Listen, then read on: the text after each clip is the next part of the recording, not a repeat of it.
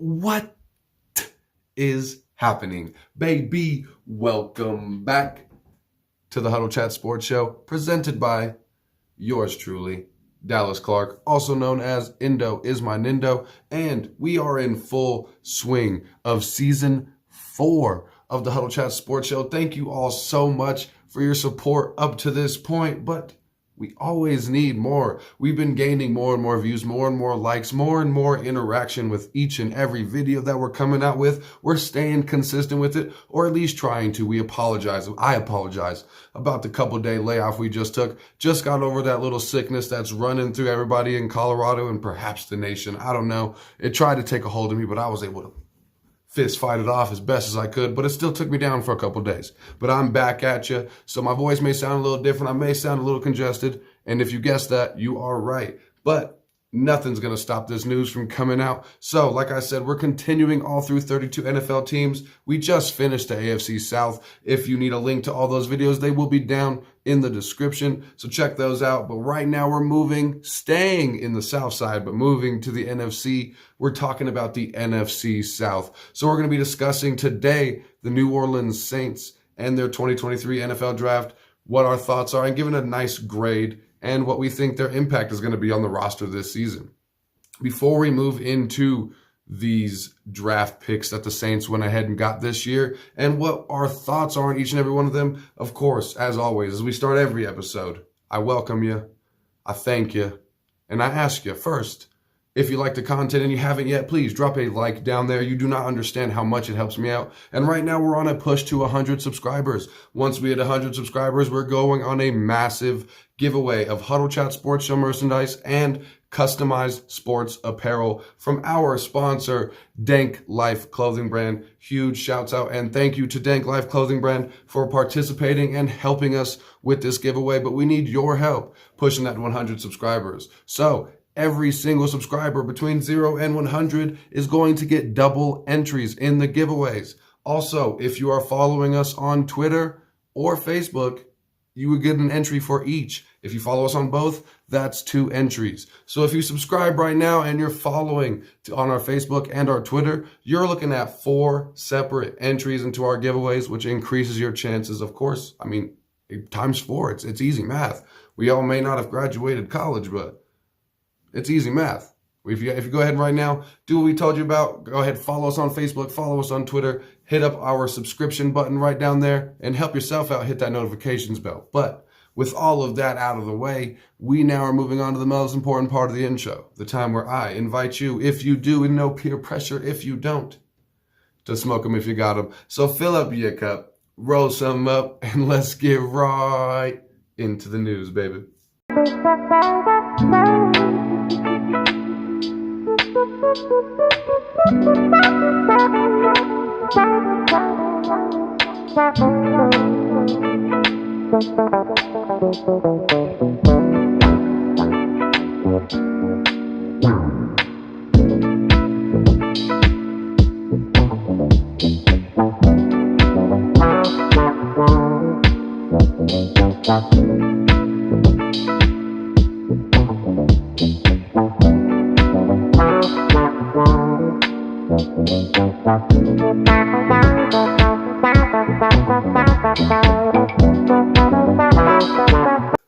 So before we start talking about the New Orleans Saints, of course, we have to remember that this is a new era for the New Orleans Saints. We've passed the Drew Brees era and the right after Drew Brees era. Now we're ringing in the Derek Carr era. It's a brand new day for Saints fans, and it's a brand new day for these young men that were drafted by the New Orleans Saints. So we're going to talk about all of their picks first here. First pick that they had in the NFL draft is going to be Brian Brazee, defensive lineman coming out of Clemson. Honestly, he has everything you're looking for as a defensive lineman. He has the size, he has the talent, he has an extremely quick first step, but he hasn't quite lived up to his expectations just yet. If you looked at him in the 2021 season, he could have easily been a top 10 pick in the draft in the 2021 season. However, he did suffer some terrible off the field situations with his family. Our hearts are out to him, prayers out to him and his family. And he also had some injuries that he suffered through in this last season. So he hasn't quite lived up to the expectations as the highly touted prospect that he was coming out of high school. You know, like I said, a top 10 potential pick in 2021 after staying in 2022. It did kind of hurt his draft stock. Nonetheless, was still a first round pick. Everything said though, the talent is still there for this young man, and he definitely was a steal in the draft. I mean, I guess if you can consider a first round pick a steal, I mean, the fact that he was available for them at that point is lucky for the New Orleans Saints, and it's because his draft stock fell. So it's definitely a lucky thing for the New Orleans Saints and a great pick by New Orleans. He likely hasn't played his best football yet. His best football days are still in front of him. He really reminds me of kind of the way Ndamukong Suh plays football, especially in his early days. He plugs up that middle. He's a great pass rusher, gets after the quarterback, and can stop that run, clog that middle, which is exactly what you look for in an interior defensive lineman. The next pick for the New Orleans Saints is going to be Isaiah Foskey, coming from Notre Dame, who was honestly one of the top edge rushers in this draft. He set the career record at Notre Dame for sacks.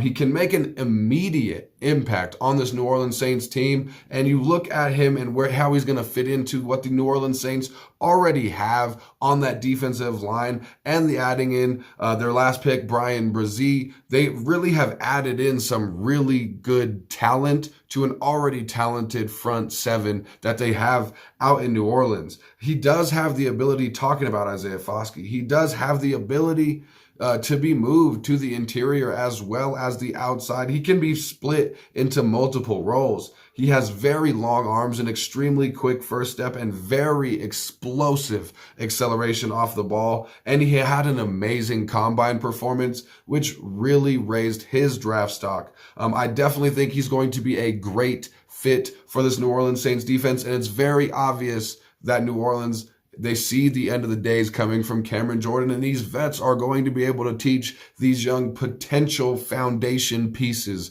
for that New Orleans Saints front seven and their defense for years to come. Before moving on to the next picks that the New Orleans Saints had, we spoke about them earlier, talking about our sponsor for all of season 4, Danklyfe brand. A couple of our cups you see here. We've got a nice set of tumblers from Danklyfe brand. They keep your drinks hot, keep your drinks cold. And we're doing a giveaway. Right now, we're focused on the Tampa Bay Rays. Tampa Bay Rays are on a tear right now in the MLB. And we know we have a large portion of our fan base are Tampa Bay Rays fans. So once we hit that 100 subscribers, as I said before, we're going to be doing a large giveaway for a lot of the gear that you see here. So make sure you hit up myself, or you go ahead and drop down into our description of the video and you can contact Danklyfe yourself. Danklyfe clothing, Danklyfe brand is going to be the spot where you get all of your customized and fire dripping wet clothing that you can get, anything you think of. If you want a hat, you want a hoodie, you want sweatpants, you want tumblers, you want keychains, hit up Danklyfe for all your customized apparel and team gear. Thank you so much, Danklyfe, for sponsoring this video and for all of the amazing gear that you continue to send us. Danklyfe clothing, if you need to check them out, if you need a link, it will be in the description of this video. Now, moving on, speaking of perfect fits like you would get from Danklyfe, I really am in love with the third pick that the New Orleans Saints had, which is going to be the one Kendra Miller from TCU. If you think about the Horned Frogs, Kendra Miller is one of the first things that come to your mind from this last season that they had that was very dominant. And I think this probably was the best pick in the draft for the New Orleans Saints. He's a very quick running back and has amazing vision. There we go. He's a very quick running back and has amazing vision. He can make defenders miss in a small area between the tackles, in the holes, and get out to open field. And he loves putting his shoulder down and getting those yards after contact. The great thing about him, though, is that he has awesome hands as a receiver coming out of the backfield. It sounds almost exactly like what they already have in Alvin Kamara. I do believe Kendra Miller is going to come in as a perfect fit for that New Orleans Saints, a great complement to Alvin Kamara, and you definitely are going to get something like, if you remember what Aaron Jones and Jamal Williams were like before Jamal went to Detroit Lions, I feel like you're going to get a really good 1-2 punch where you almost, when you're watching the game, almost can't tell which one is on the field outside of the number that is on the jersey because they have such similar games. So I do see a lot of success,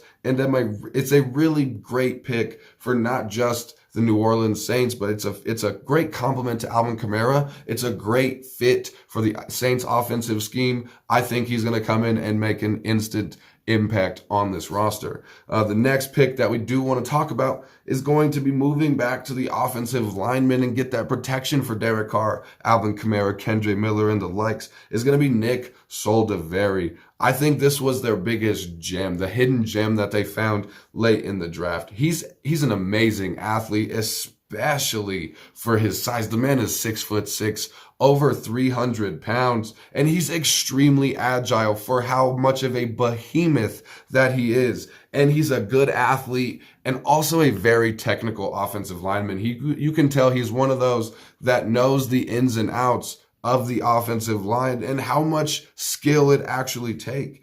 He's always working to the second level. If he doesn't have somebody covering up on him, if he gets off of his original defender, he's always working to that second level. And one of the greatest things about him, which you don't typically find in a later round offensive lineman, is he plays with really good pad level. He plays really low, keeps his center of gravity closer to the ground, and always has that advantage. As we always know, the old saying in football, lowest man wins. Where I do think he can improve is going to be on the run game. Particularly, he does find himself acquiring a lot of holding penalties when the run's coming straight to his hole or where he's at, or he needs to hold his block for a little longer. He does find himself garnering a lot of holding penalties. So that's something I do think he really needs to work on. We're busting through these last few picks here. They did pick up Jake Hayden as well. He's a great backup quarterback for a team that really lacks a true backup. I know what we all think about the special key that they got, the freak of nature that is Taysom Hill, but he's not a great true backup quarterback. And Derek Carr, he's a consistent person, but you do want to have a nice consistent quarterback behind him. He has had injuries in the past. I mean, and it's football. You can never expect anything to go the way that you want it to go. But Jake Hayden is a great backup. He's got very high IQ, and he's a very accurate quarterback. Didn't throw very many interceptions and had an above 70% completion rate. And he has what it takes to grow into a bigger role. He reminds me of sort of what we had in Case Keenum, what they had in the Vikings. He could follow a similar career path, be a very steady backup for a few years, and eventually grow into a role of his own. Last few picks for the New Orleans Saints draft, you have Jordan Howden that they drafted as well. He is absolutely lightning fast.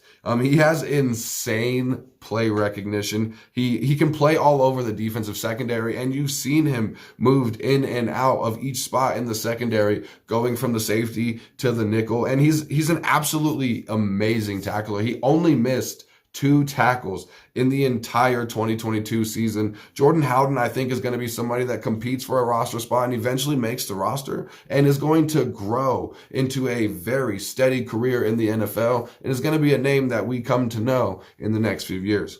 Last person I want to talk about, which was another great pick by the New Orleans Saints, is going to be A.T. Perry, wide receiver out of Wake Forest. It was a beautiful late round pick. Like I said, they definitely had another really valuable steal down here in the late rounds. He's a huge wide receiver. He's 6'5", and he goes and wins those one-on-one matchups. He has extremely sure hands, and especially considering his size, the man is lightning fast. He can honestly come in and make an immediate impact, especially if you look at the explosive wide receivers the New Orleans Saints already have. They're lacking kind of a big go-getter and a dominant DK Metcalf style of wide receiver, and that is pretty much the only thing the New Orleans Saints could use in their wide receiver, their young wide wide receiver room that could really round it out into one of the most scary wide receiver rooms in the NFL. Like I said, he can come in and make an immediate impact. He was a little underrated coming out of high school, but it's extremely hard to ignore this big wide receiver's big potential. That's going to wrap it up for who the New Orleans Saints drafted. And honestly, the New Orleans Saints had one of my favorite drafts personally. When you're not looking at all of the flash and the first 5 picks and all of the media attentive spots that you're looking at in the draft, the New Orleans Saints quietly, I think, had one of the best drafts. I'm definitely going to give them an A-. I think most of the players that they drafted can make an immediate impact or an impact over the next few years. I think they all will be making roster spots, at least all the ones that I mentioned. And I do think that they are going to be people that in the coming years are going to have very steady NFL careers.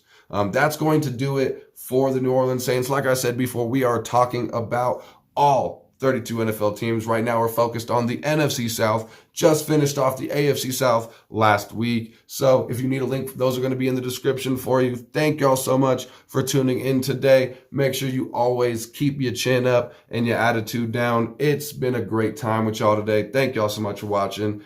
I'm out of here. Have a good one, baby.